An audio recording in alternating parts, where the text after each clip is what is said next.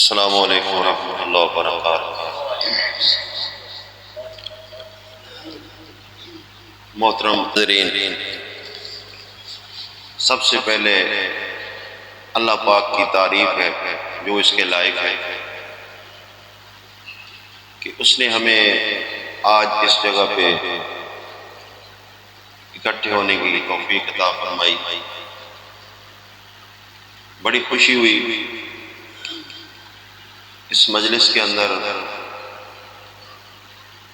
جہاں بوڑھے لوگ موجود ہیں وہاں نوجوان لوگ، خاص طور پہ میرے بچے یہ جو ینگ ہیں، ان کی حاضری پہ بڑی خوشی ہو رہی ہے، کیونکہ ان کا صاف دماغ اور ان کا جوش ولولہ ہم سے کہیں زیادہ ہے۔ ان صاف دماغوں کے اندر اگر اللہ کی توحید جو ہے وہ گھر کر جائے تو پھر ایک ابلیس نہیں لاکھوں ابلیس بھی آ جائے تو ان کا کچھ نہیں بگاڑ سکتا۔ تو پیارے بھائیوں، جس طرح کے ہمارے محترم اکمل صاحب نے، جو کہ گجرانوالہ کے ناظم ہیں اس تحریک کی طرف سے، انہوں نے آپ کے سامنے جو کہا اس کے مطابق میں آپ سے چھوٹا سا مسئلہ ایک بیان کرتا ہوں۔ ایک مغالطہ ہے مسلمان امت کے اندر جس کو تھوڑا دور کیا جانا ضروری ہے۔ مغالطہ یہ ہے کہ جادو جو ہے وہ منزل من اللہ ہے۔ ہمارے اکثر مترجمین جو ہیں، مفسرین جو ہیں، وہ سورہ بقرہ کی 102 نمبر آیت کو جب اس کا ترجمہ کرتے ہیں تو وہ لکھتے ہیں کہ جو اللہ نے نازل کیا دو فرشتوں کے ذریعے۔ اب یہ بہت بڑا اللہ پہ الزام ہے۔ کیوں کہ اللہ پاک جو نازل کرتا ہے اس کو اللہ کفر نہیں کہتا۔ اللہ جو نازل کرتا ہے وہ حق ہی ہوتی ہے۔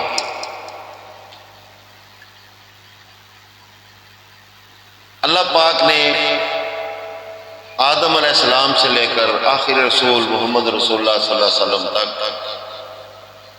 جو بھی اتارا احکامات کی شکل کے اندر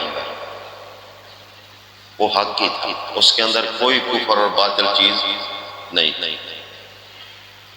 اب یہ جو دھوکہ ہے، غلط فہمی ہے، پتہ نہیں کس طرح سے اس کو ان مسلمانوں کے دماغوں میں راسخ کر دیا گیا کہ سلیمان علیہ السلام کے دور کے اندر جو ہے نا یہ جادو نازل کیا گیا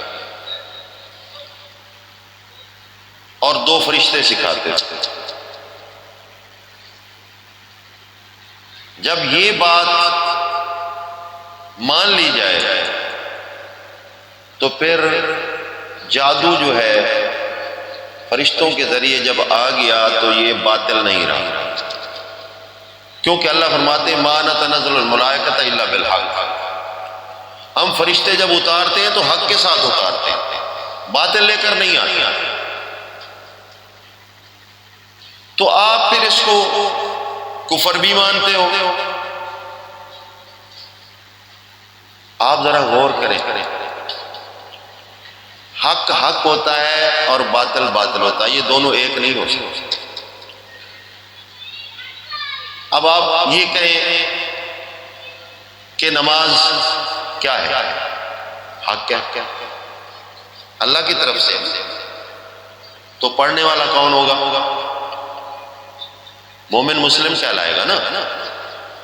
حج کرنے والا حق ہے، مومن مسلم کہلائے گا۔ روزہ رکھنے والا، زکوٰۃ دینے والا، یہ حق ہے، اس کا ادا کرنے والا مسلم ہوگا۔ اب اگر جادو حق ہے تو اس کا کرنے والا مسلم ہوگا یا کافر ہوگا؟ سمجھ آ رہی بات؟ لیکن ہر بندہ یہ کہتا ہے کہ جادو پر حق ہے، کرنے والا کافر ہے۔ یہ کیسا حق ہے؟ اپنی بات کوئی نہیں سمجھ پائے۔ یہ ایک بہت بڑا دھوکہ ہے۔ الزام لگا دیا اللہ کے پیغمبر سلیمان علیہ السلام کے اوپر کہ ان کے دور میں اللہ کے فرشتے آئے، جب فرشتے کچھ لے کر آتے ہیں تو پیغمبر کے پاس ہی آتے ہیں، اور تو کوئی ذریعہ نہیں۔ تو پیغمبر جو ہے اللہ کی طرف سے نازل شدہ احکامات کو وہ حق سمجھے گا یا کفر سمجھے گا؟ حق سمجھے گا۔ یار اتنی بات بھی سمجھ نہیں۔ اب دھوکہ کیا ہوا؟ نَبَذَ فَرِيقٌ مِّنَ الَّذِينَ أُوتُوا الْكِتَابَ كِتَابَ اللَّهِ وَرَاءَ ظُهُورِهِمْ كَأَنَّهُمْ لَا يَعْلَمُونَ۔ اصل جو لوگ جن کے ایمان اور تقوی اور عمل کے اندر خرابی آ چکی تھی تو انہوں نے اس دور کی کتاب کو پیٹھ پیچھے کر دیا۔ نَبَذَ فَرِيقٌ مِّنَ الَّذِينَ أُوتُوا الْكِتَابَ کتاب اللہ وراء ظہورہم، یعنی اکثر لوگ ہمارے ہاں دیہاتوں میں بھی یہ بات ہے کہ یار قرآن نو پیٹھ نہیں کرنی، قرآن نو پیٹھ نہیں کرنی۔ بھائی یہ پیٹھ نہیں ہے۔ اللہ پاک نے جو بتایا وراء ظہورہم کا مطلب یہ ہے قرآن سے منہ موڑ کر غیر قرآن کی طرف جانا ہے۔ اب یہ عزت کافی ہے، چوم لو اس کو، پیٹھ نہ کرو، اوپر رکھ لو، سر سے اوپر رکھو، بس آپ نے حق ادا کر لیا۔ نہیں، یہ حق ادا تو یہودی بائبل کے ساتھ کر رہا ہے، یہ عیسائی انجیل کے ساتھ کر رہا ہے۔ جتنا انجیل کو عیسائی چومتے ہیں اتنا مسلمان قرآن پر ہی نہیں چومتا۔ آپ ان کے چرچ میں جا کر دیکھ لیں۔ لیکن اللہ کا فتویٰ کیا ہے؟ نَبَذَ فَرِيقٌ مِّنَ الَّذِينَ أُوتُوا الْكِتَابَ كِتَابَ اللَّهِ وَرَاءَ ظُهُورِهِمْ، یعنی انہوں نے اپنا رخ دوسری طرف کر كَأَنَّهُمْ لَا يَعْلَمُونَ۔ یہ کا بطور تمثیل آیا ہے، اس کے اندر ہمارے مومن یعنی کہ علماء بھی آتے ہیں کہ ساری زندگی درسوں کے اندر پڑھے، تجوید سیکھی، صرف و نحو سیکھی، منطق پڑھی، لیکن اس کے بعد جب معاملہ ان کے اپنے پیٹ کا آیا تو سب کچھ بھلا کے کہ نہیں رہا اختیار کیا۔ یہ ہے وراء ظہورہم۔ اگلی بات وَاتَّبَعُوا مَا تَتْلُو الشَّيَاطِینُ۔ اب ذرا غور کریں، شیطان اور فرشتہ ایک ہو سکتا ہے؟ نہیں ہو سکتا نا۔ شیطان کا معنی ہے سرکش، شرارتیں کرنے والا، بدماشی کرنے والا، بگاڑ پیدا کرنے والا، اور فرشتے ملک کا معنی یہ ہے کہ اللہ تعالیٰ کے آرڈر کے بغیر کچھ نہ کرنے والے۔ اللہ پاک فرماتے ہیں کم من ملک فی السماء والارض، کتنے زمین و آسمان کے اندر فرشتے موجود ہیں، لا یعصون اللہ ما امرہم، اللہ جو حکم دیتا ہے اس کی نافرمانی نہیں کرتی۔ تو ہوا کیا؟ غلط فہمی کہاں سے پیدا ہوئی؟ وَاتَّبَعُوا مَا تَتْلُو الشَّيَاطِینُ، یہ پیچھے پڑ گئے ان چیزوں کے جو شیطان پڑھا کرتے تھے، فرشتے نہیں، شیطان پڑھا کرتا تھا۔ علی ملک سلیمان علیہ السلام کے دور سلطنت میں الزام سلیمان علیہ السلام پہ نہیں ہے، الزام فرشتوں پہ نہیں ہے، الزام ان ظالم بدماشوں پہ جو یہودی اس بےہودہ کلام کو عام کر رہے تھے اور لوگوں کے عقیدے کو برباد کرتے تھے اور یہ بتاتے تھے کہ تم سلیمان علیہ السلام کی تعلیم کو چھوڑ کر اس کو سیکھو۔ وما کفر سلیمان، اللہ خود گواہی دیتا ہے کہ سلیمان نے یہ کفر نہیں کی۔ اب ذرا مولوی صاحب جرأت کر کے یہ کہیں کہ ماں نافیہ کو ماں مسئولہ بنائیں تاکہ بالکل پتہ تو چل جائے کہ اللہ کی کتاب کا دشمن اور پیغمبروں کا دشمن ہے کون۔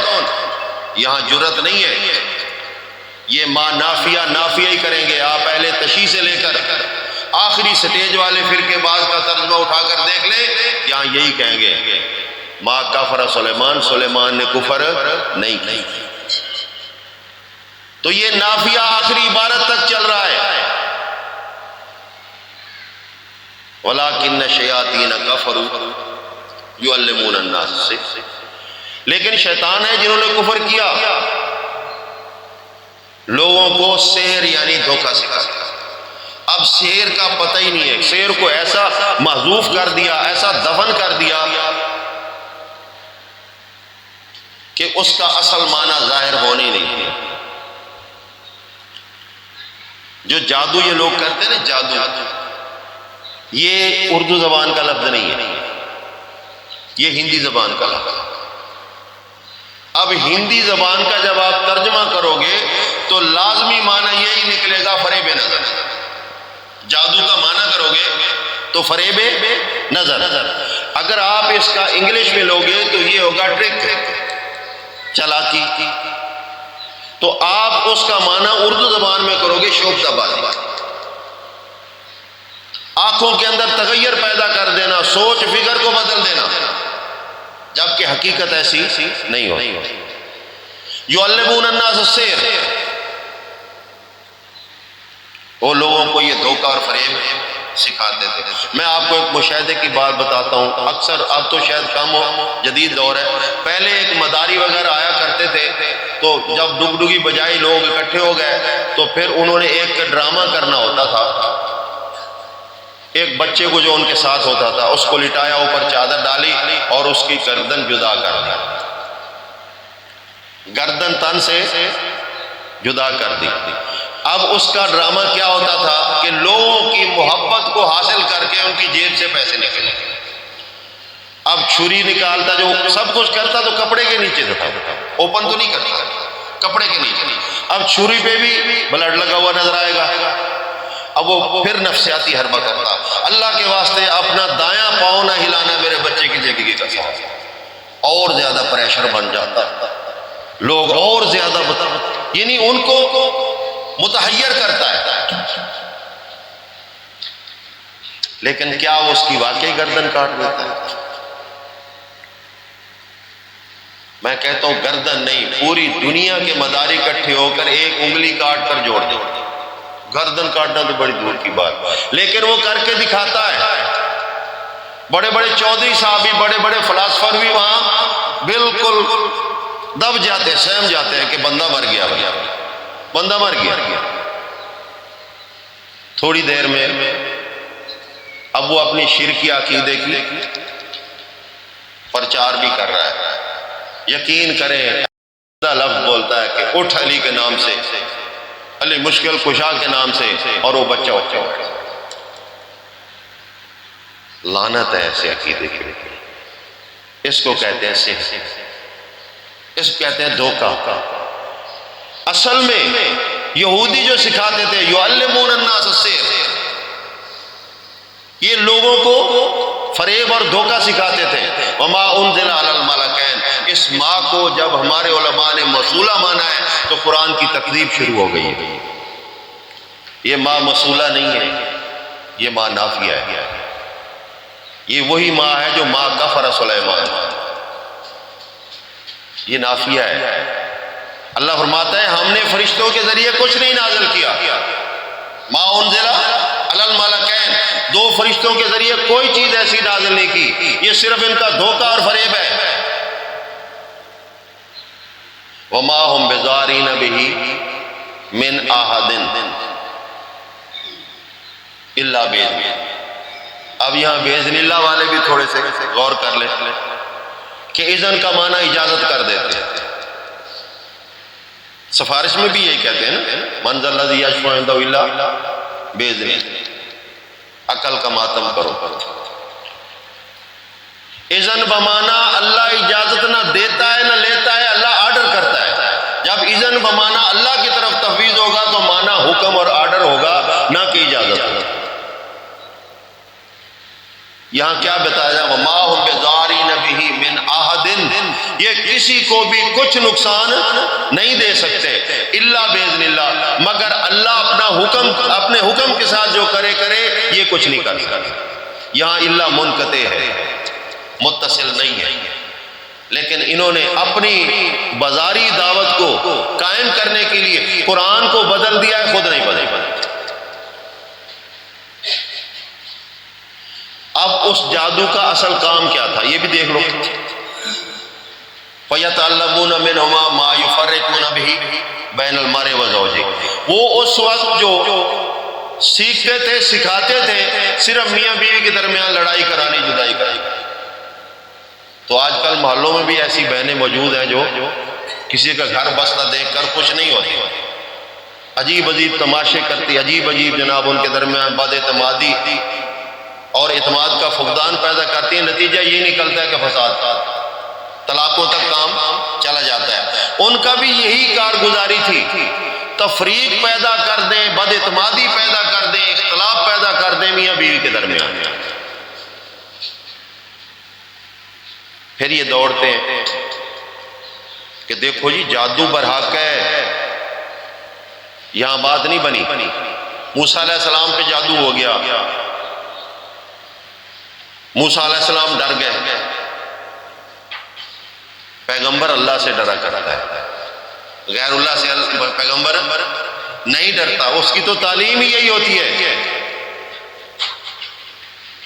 تو کیا جادو غیر اللہ ہے یا اللہ ہے؟ اتنا عرصہ جو گزر گیا، پہلے اللہ پاک نے اس کی تربیت کی ہے، وادی طوا کے اندر پوچھا ہے یا موسیٰ ماتل کا بے یمینے کا، اے موسیٰ تیرے دائنے ہاتھ میں کیا ہے؟ وہ کہتا ہے ڈنڈا۔ کیا کرتا ہے؟ اس سے پتے جھاڑتا ہوں بکریوں کے لیے۔ اور کیا کرتا ہے؟ ٹیک بھی لگاتا ہوں۔ یا اللہ اور بھی فائدے؟ اللہ فرماتے القے، پھینک اس کو۔ پھینکتا ہے تو سانپ بن جاتا ہے۔ کانہا تہتزو جانو واللہ مدبرن۔ اب اس کو پتہ ہی نہیں ہے کہ یہ لاٹھی سانپ بھی بن سکتی ہے، جب اس کو سانپ کی حالت میں دیکھتا ہے تو بھاگ جاتا ہے پیچھے۔ اللہ فرماتے ہیں لا تخف موسیٰ، لا تخف خذھا، ڈرنا اس کو پکڑ۔ ہم اس کی اصلی صورت میں اس کو بدل دیں گے۔ اب یہ ہوا اللہ کی طرف سے کمال۔ لیکن افسوس ہے اس مسلمان کے اوپر، اللہ سورہ حج میں چیلنج کرتا ہے، ان الذین تدعون من دون اللہ لن یخلقوا ذبابا۔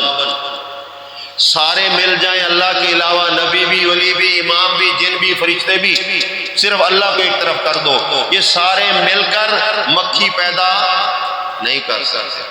جادوگر سانپ بنا سکتا ہے؟ سانپ بڑا ہوتا ہے، یہ مکھی بڑی ہوتی ہے۔ کمال نہیں ہو گئی؟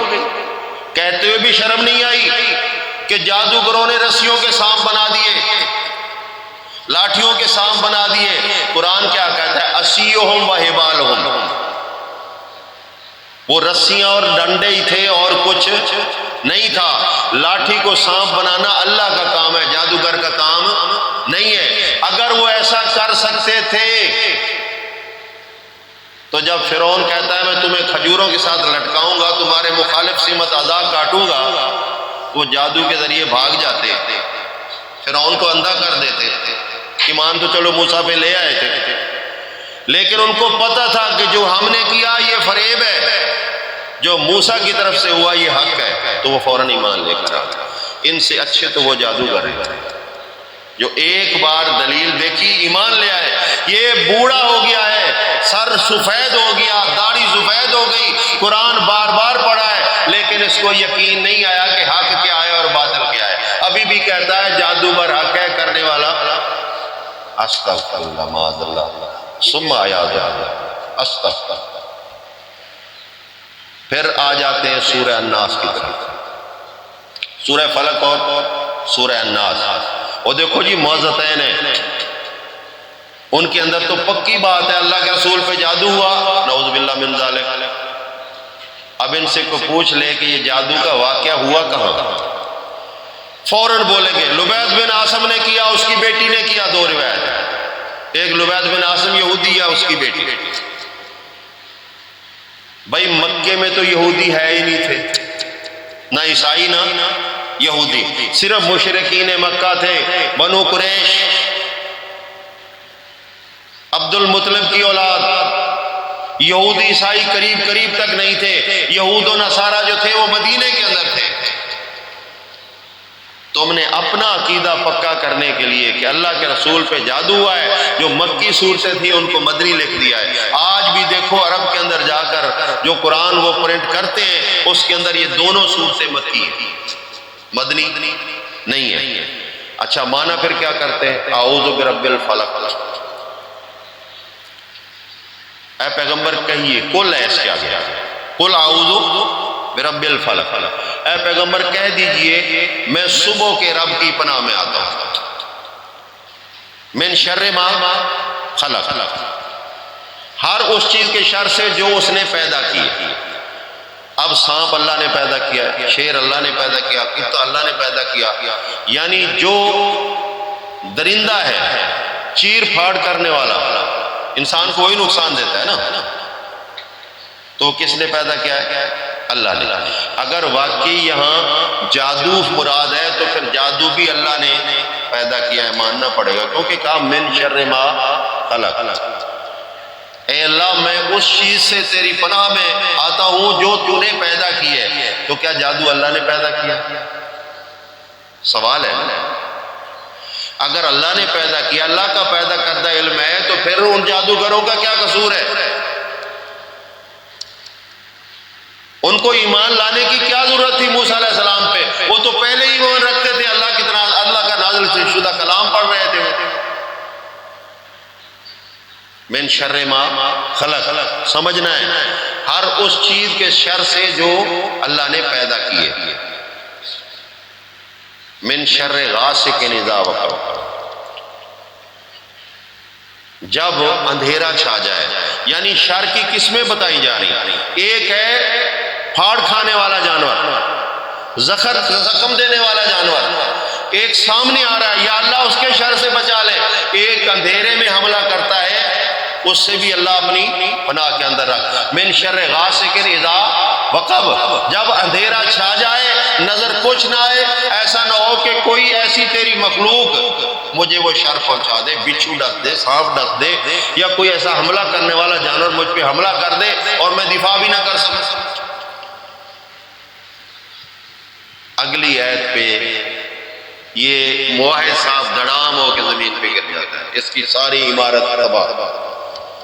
ویسے بڑی بڑی توحید کے دعوے کرے گا، غیر اللہ کو اس سے مانگنا، غیر اللہ سے امید رکھنا، غیر اللہ سے ڈرنا شرک ہے، مشرک ہے، فلاں ہے، لیکن یہاں آ کر یہ مان لیتا ہے۔ کیا مانا ہے اس نے؟ من شر النفاثات فی العقد، مانا کر دیا گانٹھوں پہ پھونک مارنے والیوں کے شر، یہ مانا ہے۔ موسیٰ علیہ السلام کے پاس جادوگر عورتیں تھیں یا مرد؟ قرآن کیا کہتا ہے؟ مرد تھے، عورتیں تو نہیں تھیں۔ سلیمان علیہ السلام کے دور کے اندر دو شیطان سرکش جو تھے، ان کے بارے میں بھی اللہ تعالیٰ فرماتا ہے وہ دو مرد تھے۔ اب ادھر روایت بھی بتا رہی ہے کہ اللہ کے رسول صلی اللہ علیہ وسلم کے اوپر جادو کرنے والا لبید بن عاصم وہ بھی مرد تھا۔ اب اللہ کو یہ بھی نہیں پتا، آیت نازل کر دی ہے کہ گانٹھوں پہ پھونک مارنے والیوں کے شر، کہیں ایسا تو نہیں کہ گڑبڑ ہے۔ من شر النفاثات، اب اس کی میں آپ کو تشریح دیتا ہوں۔ مکی دور اللہ کے رسول صلی اللہ علیہ وسلم دعوت اللہ کرتے ہوئے جا رہے ہیں، پیچھے ابو جہل نے ایک لشکر لگایا ہوا ہے، جماعتیں گروہ بنا کر، کہ جہاں یہ دعوت دے فوراً یہ جائے، تم پیچھے جا کر ان کو بتانا کہ یہ جادوگر ہے، یہ دھوکہ ہے، اس کا دماغ چلا ہوا ہے، اس کی بات نہیں مانی۔ یہ ہے وہ نفاثات، یعنی جماعتیں اور گروہ بنا کر اللہ کے پیغمبر کا مقابلہ کیا جا رہا ہے۔ کیوں؟ اس کی اگلی جو آیت ہے وہ اس کی تشریح کرے گی، فی الحال اس کو سمجھے۔ من شر النفاثات فی العقد، اور عقد کا معنی صرف گانٹھیں دینا ہی انہوں نے کر دیا ہے، جبکہ عقد کا معنی عقد سے ہے، عقد کا معنی نکاح بھی ہوتا ہے، عقد کا معنی عقیدہ بھی ہوتا ہے، مضبوط اور مصمم ارادہ بھی ہوتا ہے۔ اور رسول اللہ صلی اللہ علیہ وسلم کے خلاف جو مضبوط ارادے کے ساتھ اس کے چچا ابی لہب نے جو پلاننگ بنائی تھی، یہ اسی کی تعبیر ہے۔ من شر النفاثات فی العقد، آگے ہے من شر حاسد اذا حسد، جادوگر اور حسد کرنے والا، اور جو حسد کرتا ہے وہ بھائی بھی ہو سکتا ہے، بھائی کا بھائی کے اوپر حسد آ جاتا ہے، بیٹے زیادہ ہے، مال زیادہ رشتہ دار پہ حسد کر سکتا ہے، ہمسایہ کے اوپر حسد کر سکتا ہے۔ یہاں کوئی ایسی جادو کی بات نہیں ہے، بلکہ بات یہ ہے من شر حاسد اذا حسد، جب حسد کرنے والا حسد کرنے لگے، اے اللہ میں اس کے حسد سے بھی تیری پناہ مانگتا ہوں۔ جب اس طرح سے آپ کتاب اللہ کو سمجھیں گے تو مسئلہ حل ہو جائے گا۔ پیارے بھائیوں، یہ بہت بڑا فتنہ ہے۔ یہ غیر اللہ جس کی نفی ہم کرتے چلے آ رہے ہیں، اسی غیر اللہ کی جو ہے ہم تائید کر دیتے ہیں، تصدیق کر دیتے ہیں کہ یہ نفع نقصان دے سکتا ہے۔ نفع نقصان دینے والی کوئی ایسی چیز نہیں سوائے اللہ پاک کی طرف سے ہوتا ہے، یا انسان خود اپنے اعمال کی سزا پاتا ہے۔ اگر کوئی بندہ ٹرین کی پٹری کے اوپر دوڑ رہا ہے اور اس کو پیچھے سے آگے ٹرین نے رگڑ دیا ہے تو قصور کس کا ہے؟ نہ اللہ کا قصور ہے نہ ٹرین کا قصور ہے، غلطی اس کی ہے۔ ہاں، اگر اتفاقاً کوئی انسان بچنا چاہتا ہے اور حادثے کا شکار ہو گیا، اس کی نیت بچنے کی ہے، لیکن اگر وہ حادثے کا شکار ہو جاتا ہے تو یہ تقدیر الہی ہے۔ تو اس میں دو چیزیں ضروری سمجھیں۔ پہلی چیز تدبیر ہوتی ہے جو انسان کو دی گئی ہے۔